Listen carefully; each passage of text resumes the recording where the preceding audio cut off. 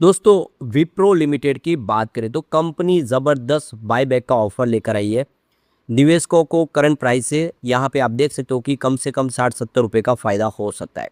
अब किस किस को ये बायबैक का फ़ायदा मिलेगा, क्योंकि 15,000 करोड़ रुपीज़ का यहाँ पे बायबैक रखा गया है। ऐसे में क्या है आगे की रणनीति, उसको समझने की कोशिश करेंगे इस वीडियो के माध्यम से। इसके अलावा इन्फोसिस को लेकर कुछ बड़ी अपडेट निकल के आ रही है। इन्फोसिस ज़बरदस्त डिविडेंड देने जा रही है। लगातार पहले बोनस दे चुकी है कंपनी, अब यहाँ पे डिविडेंड देके जा रही है और काफ़ी अच्छा डिविडेंड है। इसके अलावा सरकार के साथ में मिलकर एक बड़ा फैसला इन्फोसिस ने किया है, जो आने वाले समय में आईटी सेक्टर के लिए गेम चेंजर साबित हो सकता है। तो क्या है वो फैसला, और आईटी सेक्टर जो इस समय दबाव में, क्या आने वाले समय स्थिति बेहतर होगी और इस शेयर फिर बेहतर करेंगे, जानेंगे इस वीडियो के माध्यम से। लेकिन फ्रेंड्स, उससे पहले अगर आप पहली बार हमारे चैनल पे आए तो चैनल को सब्सक्राइब कर दीजिए, एक बेल आइकॉन दबा दीजिए ताकि जब भी नया वीडियो बने पहला नोटिफिकेशन आपको मिले। वीडियो पसंद आए तो लाइक शेयर जरूर कीजिए। चलो फ्रेंड्स, वीडियो स्टार्ट करते हैं। मैं हूँ आपका दोस्त SB दवे और हमारे अपने चैनल ऑनलाइन कमाई में आपका बहुत बहुत स्वागत है। सबसे पहले विप्रो लिमिटेड के कारोबार की बात करें तो 181 पर क्लोजिंग थी, 0.07% की तेजी के साथ। तो अब आप देख ही सकते हो कि 180 इसका 52 वीक का लो है जो इसने आज बनाया है। यानी बायबैक की खबर के बावजूद भी स्टॉक कमज़ोर दिखाई दे रहा है। अब 273 इसका आप हाई बना हुआ 52 वीक का।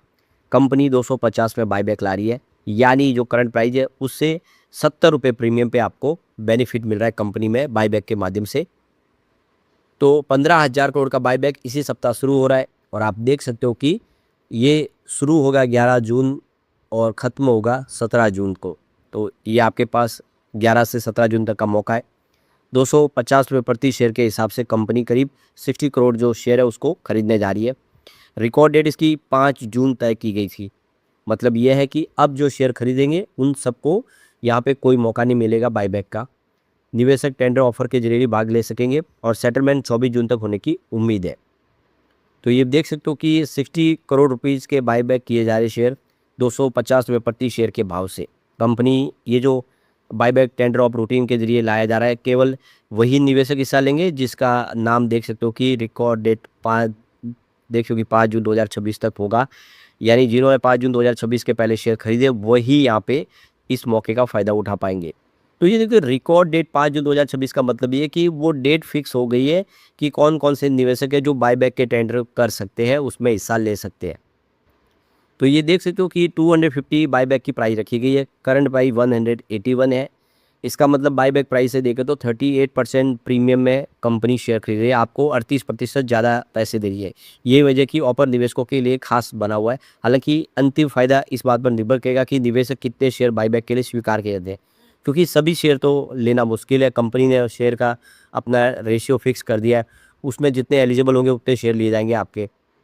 तो ये देख सकते हो कि 11 जून को बायबैक ऑफर खुलने वाला है और 17 जून तक चलेगा। यानी जो पात्र शेयरधारक है उनके अपने शेयर टेंडर करने के लिए 5 कार्य दिवस उनके पास समय होगा। तो कंपनी द्वारा टाइमलाइन के मुताबिक 19 जून 2026 तक टेंडर किए गए शेयरों की जांच वेरिफिकेशन का काम पूरा हो जाएगा। इसके बाद जो सफल शेयरधारक को भुगतान, जो सेटलमेंट की प्रक्रिया, वो 24 जून 2026 तक पूरी होने की उम्मीद है। वही जिन शेयरों को स्वीकार करेगी उन्हें 6 जुलाई 2026 तक देख सकते हो कि एक्स विशिंग यानी स्थायी रूप से रद्द किया जाएगा। यहाँ पे जो गौर करने वाली बात है, कंपनी ने साफ कर दिया कि यदि किसी पात्र शेयरधारक को लेटर ऑफ ऑफर प्राप्त नहीं होता है तब भी वह बायबैक में भाग ले सकता है। ऐसे निवेशकों को आवश्यक जानकारी और दस्तावेज उपलब्ध कराकर निर्धारित प्रक्रिया का पालन करना होगा। यानी केवल लेटर ऑफ ऑफर न मिलने की वजह से किसी पात्र का निवेशक जो का अधिकार है वो समाप्त नहीं होता है, तब भी वो निवेश कर सकते हैं इसके लिए। तो कंपनी ने बायबैक के लिए जो राशि रखी है वो 15,000 करोड़ है, उससे ज़्यादा के वो शेयर नहीं खरीदेंगे। तो यानी कंपनी इन दोनों जो सीमा को पहले ही पूरी करेगी। बायबैक की प्रक्रिया को पूरा करने वाले जितने भी शेयर वो लेगी 15,000 करोड़ से ज़्यादा के नहीं लेगी। लोग चाहे भले कितना भी टेंडर करे, कंपनी उसी हिसाब से उसी रेशियो से लेगी। वैसे विप्रो को डिविडेंड का बादशाह कहा जाता है। कंपनी लगातार अच्छा डिविडेंड देती है। इस समय शेयर के प्राइस भले नीचे हो, लेकिन डिविडेंड के माध्यम से लोगों को काफ़ी फायदा हुआ है और आने वाले समय भी डिविडेंड मिलता रहेगा विप्रो में। तो ये आप समझ सकते हो कि बायबैक तो एक तरह से अपॉर्चुनिटी है। बाकी लगातार लॉन्ग टर्म में जब शेयर प्राइस काफ़ी नीचे है तो एक अट्रैक्टिव वैल्यूशन पे है, यहाँ पे लॉन्ग टर्म के लिए यहाँ पे पोजीशन बनाने की संभावना बन जाती है। अब यहाँ पे इन्फोसिस लिमिटेड की बात करें तो 1181 पर क्लोजिंग थी, 0.50% की गिरावट देखने को मिली। अब आपको ये पता ही होगा कि बायबैक इन्फोसिस ने भी लाया था 1800 रुपये की प्राइस से। काफ़ी लोगों को फ़ायदा हुआ, 1800 में शेयर बेचे।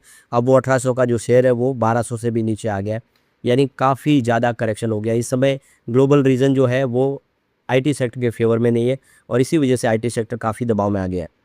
तो सुबह शुरुआत तो देखिए पॉजिटिव हुई थी 1193 पर, लेकिन उसके बाद आप देखिए तो इसमें गिरावट का सिलसिला शुरू हुआ, दबाव में स्टॉक आए क्योंकि यही हाई बना दिन भर का।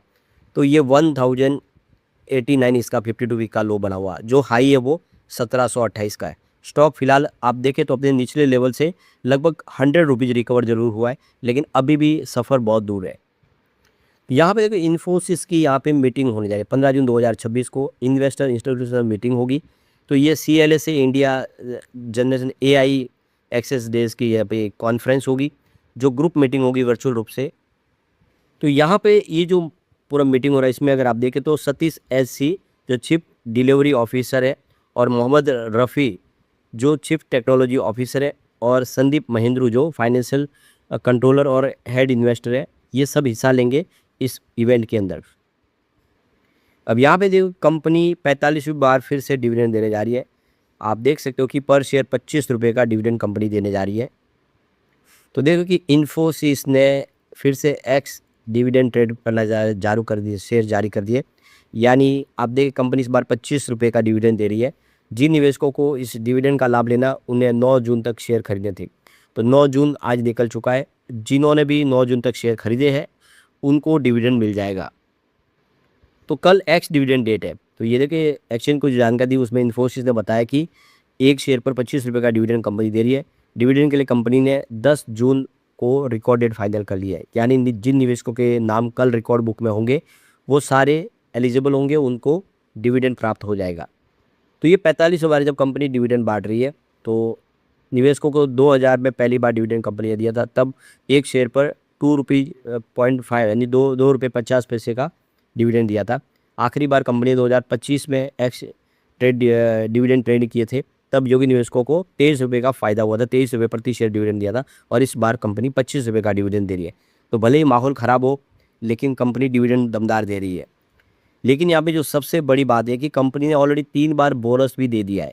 तो इन्फोसिस में पहली बार 2014 में बोनस दिया था, तब एक शेयर पर कंपनी ने एक शेयर बोनस दिया था। दूसरी बार कंपनी ने 2015 में बोनस दिया था, तब भी निवेशकों को एक शेयर के ऊपर एक शेयर फ्री में दिया था। और आखिरी बार 2018 में कंपनी ने एक शेयर के ऊपर एक शेयर बोनस दिया था, यानी 3 बार कंपनी बोनस दे चुकी है। एक जो बड़ी अपडेट और निकल के आ रही है, एंथ्रोपिक AI मॉडल और माइथोस के साथ मिलकर इन्फोसिस जो बैंकिंग सिस्टम को सुरक्षित करने के लिए सरकार के साथ मिलकर एक बड़ा फैसला कर चुकी है।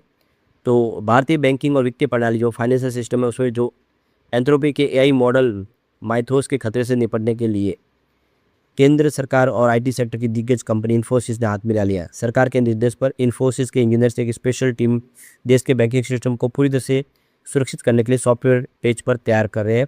उसके साथ में बात करें तो इस समय IT सेक्टर में बहुत सारे खतरे आप देखें, ये जो नए इस समय जो माइथोस का खतरा है उसके लिए कमर कस ली गई है। तो ये देख सको कि आर्टिफिशियल इंटेलिजेंस जो आधुनिक दुनिया जो में तकनीक इंसान को आसान बना रहे हैं, वही इसमें पैदा वाले साइबर और सुरक्षा जोखिम को भी बढ़ा रहे हैं। तो AI कंपनी जो एंथ्रोपिक के एक नए AI मॉडल माइथोस से भारतीय बैंकिंग और फाइनेंस सिस्टम को संभावित खतरे से बचाने के लिए केंद्र सरकार ने पूरी तरह से कमर कस लिया। तो ये AI का जो माइथोस मॉडल है, इससे बैंकिंग सिस्टम को नुकसान हो सकता है, इसके लिए तैयारी कर ली गई है। तो इन्फोसिस के साथ मिलके कंपनी इसको बचाने के लिए कोशिश की गई, जो सिस्टम हमारा मजबूत रहे। तो काफ़ी शानदार फैसला किया गया है। लेकिन फ्रेंड्स, कोई भी इन्वेस्टमेंट करने से पहले अपने फाइनेंशियल एडवाइजर से एडवाइस ले ले या अपना खुद का रिसर्च करें, क्योंकि मैंने वीडियो आपके एजुकेशनल पर्पज़ के लिए ही बनाया। वीडियो पसंद आए तो लाइक शेयर जरूर कीजिए और चैनल को सब्सक्राइब कर दीजिए। Thank you friends.